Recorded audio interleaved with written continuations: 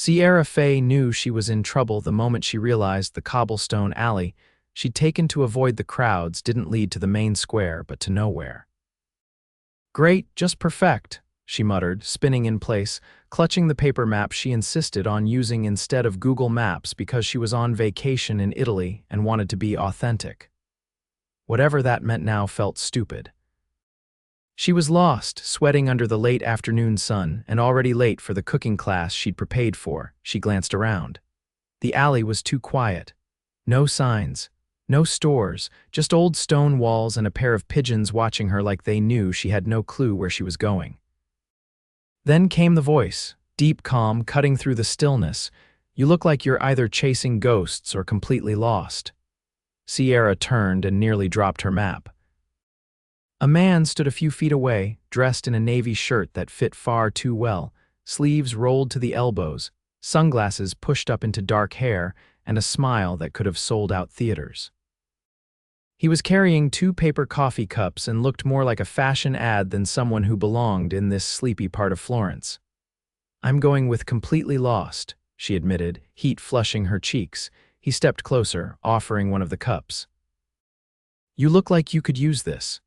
Is this how you lure women into alleyways?" she asked, raising an eyebrow but accepting the cup anyway. He laughed. "Only the ones holding upside-down maps." Sierra glanced down. The map was in fact upside down. She groaned. "Okay, you caught me. I'm officially the dumb tourist." "You're not dumb," he said, glancing at the map, "just optimistic." She took a sip and blinked in surprise. "This is good. What is this?" "Almond milk cappuccino from the best spot in the city." "You're actually standing right behind it." "No way," she said, spinning around. A small wooden sign above a door read Caf Santoro. He pointed to her map. "Where were you trying to get to?" "Piazza della Signoria."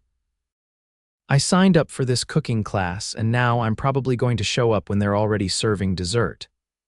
"That's 10 minutes from here if you know where you're going, which you clearly don't." She narrowed her eyes at him. "And you do," he gave a slight bow. "I live here." "Let me walk you?" Sierra hesitated. "You already took the coffee," she laughed. "That's blackmail." "Guidance," he corrected with a wink. "I'm Idris O'Connor, Faye." And just like that, she let a stranger lead her through the winding streets of Florence. They walked side by side, coffee in hand, the smell of fresh bread and basil drifting through the air. He pointed out little-known spots. A bookstore owned by a retired opera singer, a gelato shop that closed every summer for the owner's fishing trip, and a balcony where, apparently, a couple got engaged every year on the same day. She caught herself smiling more than she should. "So what do you actually do here?" she asked. Besides rescuing lost tourists, he glanced at her, something unreadable in his eyes. "I run a few businesses, mostly property, some tech, boring stuff." She raised a brow. "You don't seem boring," he shrugged. "I clean up well." Sierra stopped when they reached the square. "This is it?" "Right on time," he said, checking his watch. "You're not late." She blinked at him. "That's impossible. I may have taken a shortcut. You really do live here." He looked at her for a beat too long. "I do." She stepped back. "Well, thanks for the coffee and the rescue. Any time." Then he did something unexpected. He pulled a small white napkin from his pocket and scribbled something on it. "If you ever get lost again." He handed it to her, a name of a restaurant and a time. "Come to dinner," he said. "No maps required." Before she could respond, he was already gone, disappearing back into the crowd like he belonged there. Sierra stared after him, her heart beating faster than it should have. She looked down at the napkin. Trattoria Rosso. 8 o'clock. She should have tossed it. She didn't even know him. But instead, she folded it up and tucked it into her purse like it was something important. She made it through the cooking class half distracted, burning the risotto and forgetting the wine pairing lesson. That evening, against every ounce of logic, she stood in front of Trattoria Rosso in a dress she had packed, just in case. The restaurant was candlelit, tucked into a quiet street, and smelled like heaven. He was already there, waiting outside. Jacket on, hands in his pockets.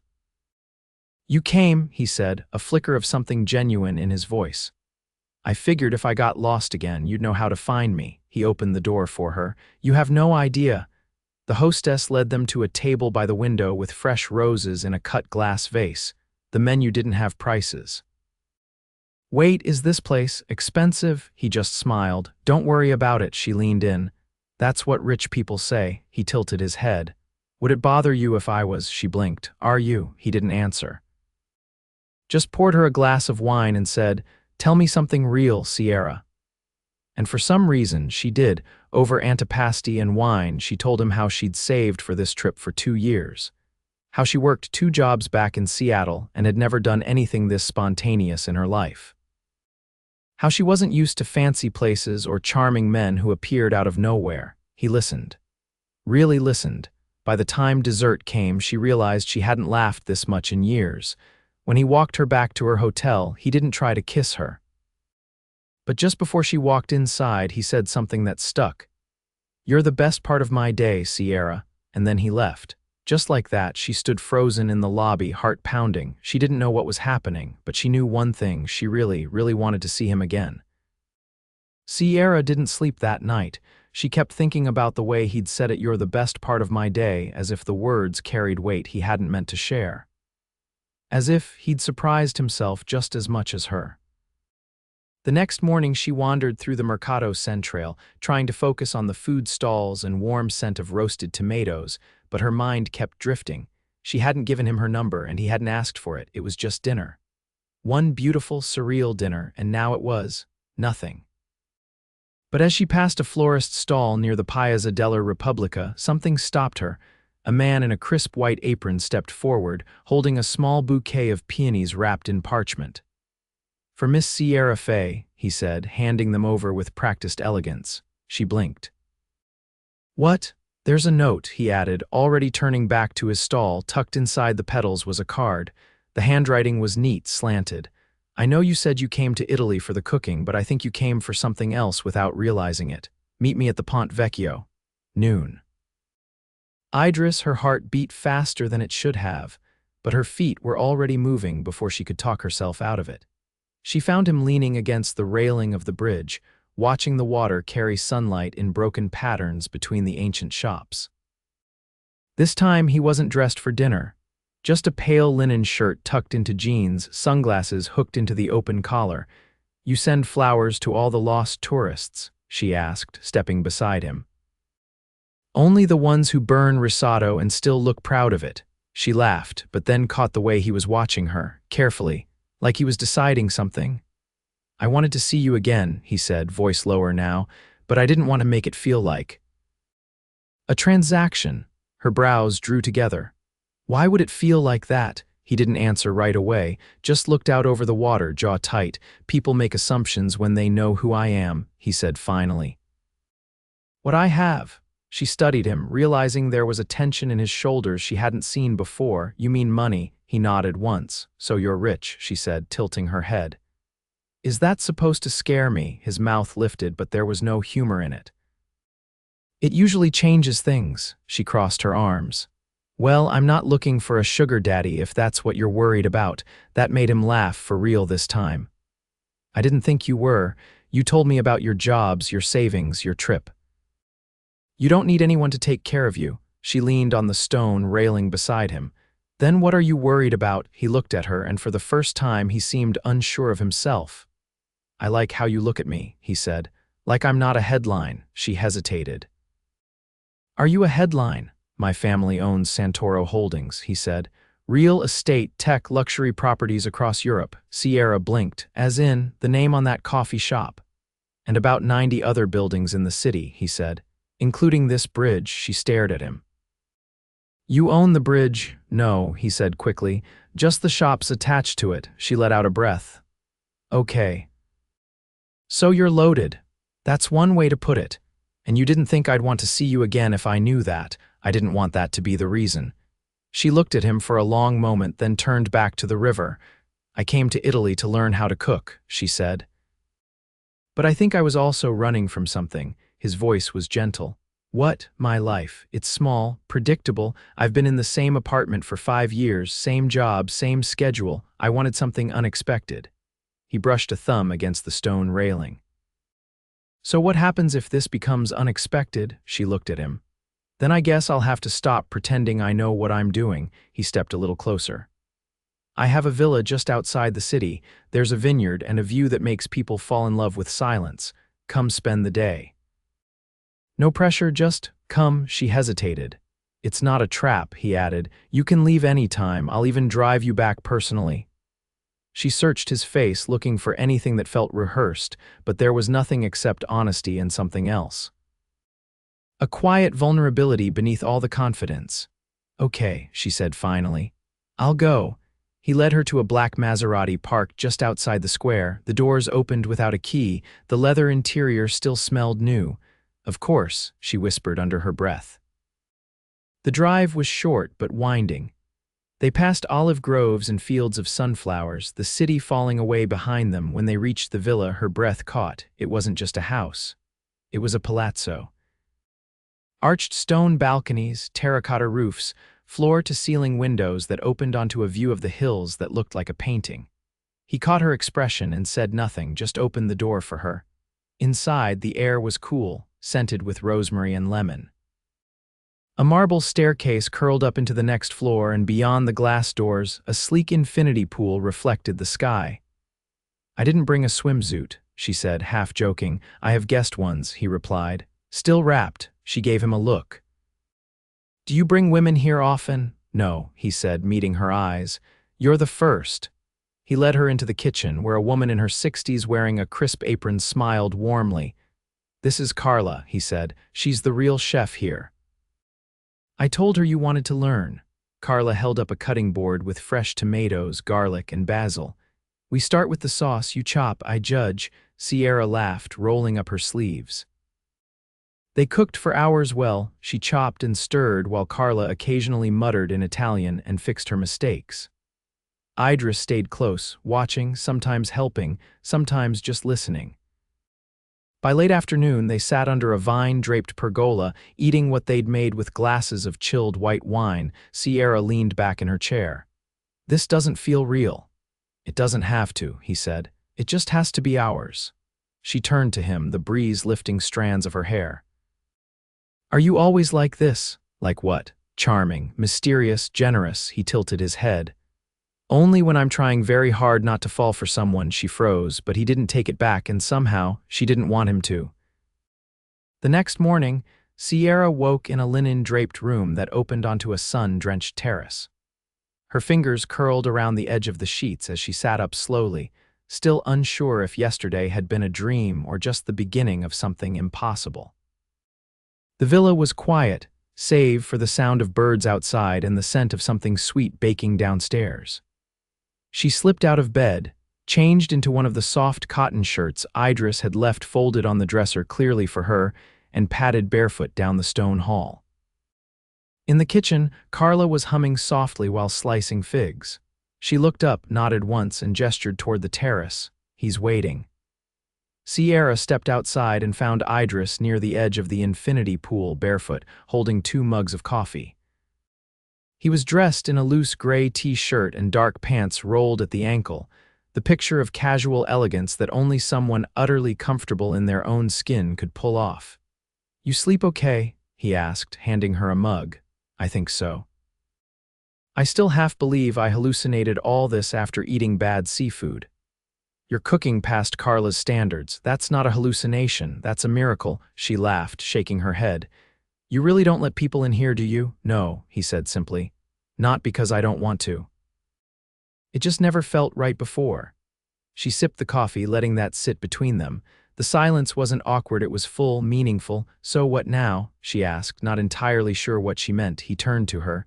You tell me, I'm not going to push. She set her mug down on the stone ledge. Do you always live like this? He raised an eyebrow. Like what? Like you're allergic to normal.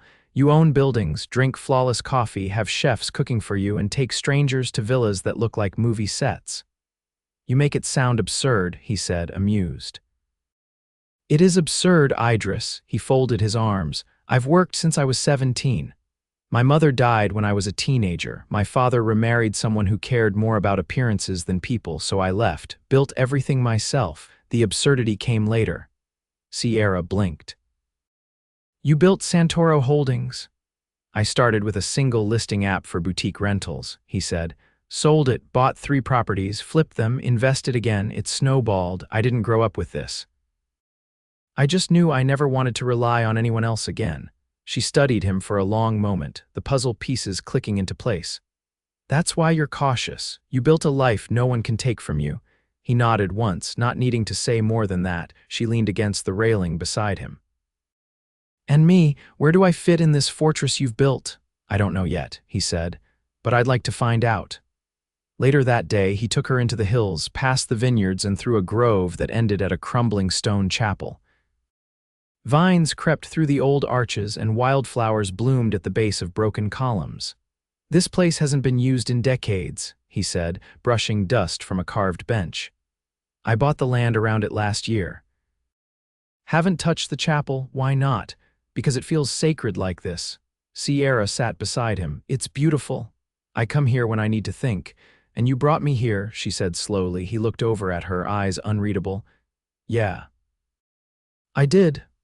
They sat in the quiet for a while, and then she asked, why me? He didn't answer immediately. Then, because you didn't ask me what I owned. You didn't ask me to fix anything. You just looked at me like I was a man standing in an alley handing you coffee. You were, and I wanted to be that again. She reached for his hand, and he let her take it. That night they returned to the villa, and he showed her something she hadn't expected, a room filled with canvases and sketches. Landscapes, mostly, a few portraits, one of a woman standing near a fountain, unmistakably her. You paint? She asked, stunned. Used to. Not much anymore. Why not? He hesitated. Because painting means letting something in, and I stopped doing that a long time ago. She stepped closer to the canvas. So why now? Because I couldn't stop thinking about you. He wasn't trying to be poetic, it just came out like truth. Sierra turned, heart in her throat. You're not making this easy. I'm not supposed to. She brushed a finger over the edge of the frame. You really painted me. I started the night after I walked you to your hotel. She looked at him, stunned. You barely knew me. I knew enough. She didn't know how to respond to that, so she just stood there, hands at her sides, heart pounding against her ribs like it was trying to break out. He stepped forward, close enough that she could smell the faint citrus on his collar, not touching. Just waiting. I don't want this to be a fantasy, she whispered. It's not. I can't stay in Italy forever. I'm not asking you to. She looked up at him. But something's happening here, he nodded, and I don't want to stop it. His lips brushed hers, tentative, like a question. She answered it the only way she could, with her mouth, her arms, her entire heart leaning into his. When they finally pulled apart, he rested his forehead lightly against hers. I'm scared, she said softly. So am I, he admitted. And in that moment, it didn't matter that he was a millionaire with a house straight out of a dream. What mattered was that he was a man who had built walls so strong they barely let light in, and somehow she had found the crack, and he'd let her inside. 3 days later, Sierra stood in the grand hall of a gallery she hadn't known existed until that morning, wearing a dress borrowed from Carla's niece and heels that made her feel like someone else entirely. The ceiling arched in frescoed splendor, chandeliers glittering above her, casting warm light across marble floors, and murmured conversations in Italian, French, and the occasional clipped British English. Idris was across the room in a tailored black suit, speaking with an older couple near a sculpture installation, a sleek, modern twist on Da Vinci's Vitruvian Man. His posture was composed, his expression polite, but his eyes found hers without hesitation across the crowd. Earlier that day, he had told her that he had an art foundation, something he hadn't brought up before. She hadn't realized the magnitude of what that meant until she'd stepped into this space and realized half the country's elite had come to see the unveiling of a piece Idris had personally commissioned. She hadn't wanted to come. She'd argued, standing barefoot in his bedroom, her hair unbrushed, panic fluttering beneath her ribs. I don't belong at things like this, she'd said. These people wear custom suits and discuss abstract lighting theory over champagne. You belong because I want you there, he'd replied, calmly tying his cufflinks. And because you're the only person I'll be looking for all night. Now, standing among people who didn't glance twice at 6-figure price tags on art or wine, She wasn't sure if she was here as his guest or his statement. When he finally crossed the room to her, holding 2 glasses of Prosecco, he offered one without a word. She took it, her fingers brushing his. He leaned in, his voice low. "You haven't run for the door yet." "I thought about it," she whispered.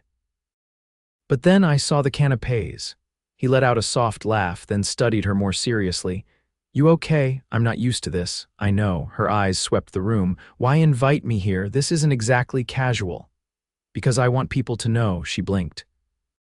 "Know what?" "That I'm not here alone." She went still. He continued, "You keep thinking this is temporary, that I'll go back to my life and you'll go back to yours. But what if I don't want to go back?" She stared at him. "You're saying that here?" "In front of a room full of people who probably donate more to museums in a year than I make in a decade. I'm saying it because I mean it, and because I don't care what anyone here thinks." She took a slow breath. "You don't make things small, do you?" "I don't believe in halfway." Before she could respond, a curator stepped up beside them and gently pulled Idris away to speak with a journalist. He touched Sierra's hand briefly before following. She wandered near the back of the gallery, trying to breathe. The farther she walked, the quieter things became, until she stepped into a smaller adjoining room filled with paintings that didn't match the modernity of the main hall. They were softer, more intimate. Landscapes. A musician on a park bench, a woman standing in the rain, her face turned upward. And one piece that made her stop cold. It was her. Not the way she looked now, but the way she'd looked that first morning at the villa, barefaced, half smiling, sunlight falling across her shoulder in a soft diagonal. The brushwork was loose but precise, capturing something she hadn't even seen in herself. She didn't hear Idris approach until he stood beside her. "You weren't supposed to come this far in," he said quietly. "You painted this." He didn't answer. "This is why you brought me here?" she asked, her voice barely above a whisper. "No, I brought you here because I didn't want you to feel hidden." She turned to him. "But you put me on a wall." "I wanted to remember what it felt like that morning. Before I said anything, before you asked questions, just the moment I knew." She couldn't speak. He stepped closer. "I'm not asking for an answer right now. I'm just asking you not to go back to Seattle without knowing what you're walking away from." She swallowed hard. "And what exactly is that? A man who's been alone in every room that looked like this until you—" She stared at him, heart crashing against her chest. "I can't live in a villa in Italy, Idris. I can't just be someone in a painting. You'd never be just anything. And I'm not asking you to move here. I'm asking you to let me build something with you, wherever you want that to be." "You'd leave this?" she asked, stunned. "I'd leave the city, the gallery, the villa, all of it. I'd leave it tomorrow if it meant waking up with you instead of waking up wondering how I lost you." Her vision blurred. He reached into his jacket and pulled something out, a set of keys. He placed them in her hand. "That's to the apartment above Caf Santoro. It's not the villa. It's not the gallery. It's quiet, a little messy, but it's where I first saw you." She looked down at the keys. "I had the place redone. I thought, if you came back to the city, maybe you'd want somewhere that felt like yours, not mine." Her voice caught. "You did all that without knowing if I'd even say yes. I've made riskier bets than believing in you." She stared at him, chest rising and falling fast. "I didn't come here for a love story, I know. But I think I found one anyway." He stepped forward, closing the last of the space between them. "Then tell me you're staying." "I can't," she said, tears rising. "Not forever, not yet." "Then give me something," he said gently. "A beginning." She leaned in and kissed him, slow and certain, her hand resting over the keys in her palm. When they stepped back into the gallery together, Idris didn't let go of her hand, and everyone noticed.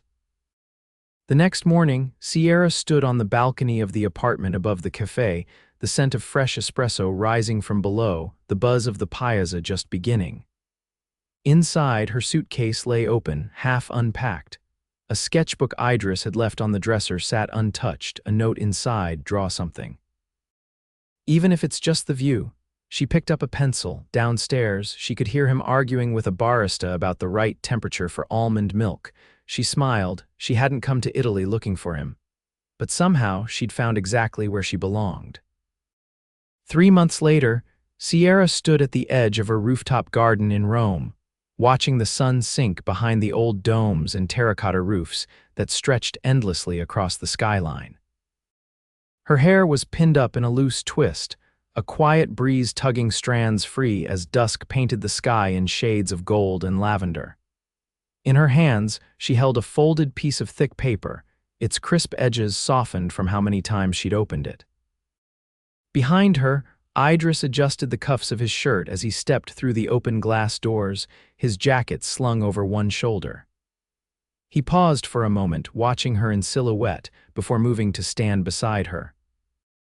"You read it again?" he asked, nodding toward the paper she was turning between her fingers. She gave a small, breathy laugh. "I still don't understand how it happened." "I made sure it did," he said. Sierra unfolded the page once more. At the top, the letterhead read, Florence Fine Arts Fellowship. Her name was printed below in elegant serif font, followed by a single line. "We are pleased to award you a full scholarship for the 18-month program in visual storytelling. You said you hadn't painted in years," she said, voice quiet. "I hadn't," he replied, "but you reminded me what it feels like to want to." She looked up at him, eyes soft. "You submitted my sketches without telling me. You convinced me to apply. You even got Carla to write a letter of recommendation. She said they'd be fools not to take you." Sierra pressed her lips together, emotion building in her throat. "I thought I had to choose between who I was and who I am with you." "You never had to choose," he said. "I didn't want to change you. I just wanted to see you become more of yourself." A waiter approached with a tray of sparkling wine, leaving 2 flutes on a stone table before slipping away without a word. Idris picked up one and handed it to her. "To new beginnings," he said. She tapped her glass gently to his, and to not running away from the unexpected. They clinked glasses and drank. The city below began to glow with evening light, the streets slowly filling with laughter, music, the clink of cutlery against plates. Idris set his glass down. "I have something else." Sierra turned to him, curious. "What now?" He reached into the inner pocket of his jacket and withdrew a small velvet box her breath caught. "Before you say anything," he said, holding it in his palm, "this isn't about rushing. It's about anchoring something that already feels permanent." She looked at the box but didn't open it. "This isn't a condition," he continued. "You're still going to Florence next month. You'll still have your own apartment. I'll still live too far away to make coffee in the mornings. But I'll be there on weekends. I'll be at every exhibit, and I'll never ask you to come second to your art." She opened the box slowly. Inside was a ring unlike anything she'd ever imagined. No diamonds.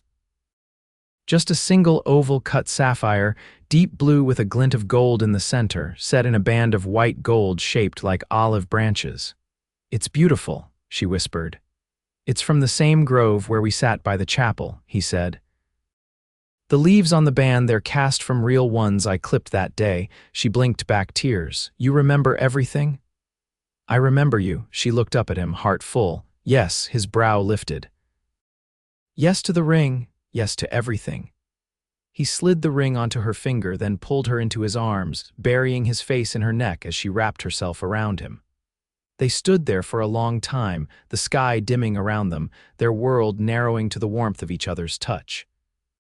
Later that night, they returned to the apartment above Caf Santoro. The lights were lower now, the furniture rearranged to make room for half-finished canvases and charcoal-smeared paper.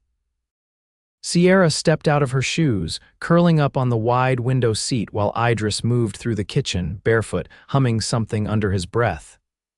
"You're domestic now," she teased. "I'm romantic," he corrected. "There's a difference."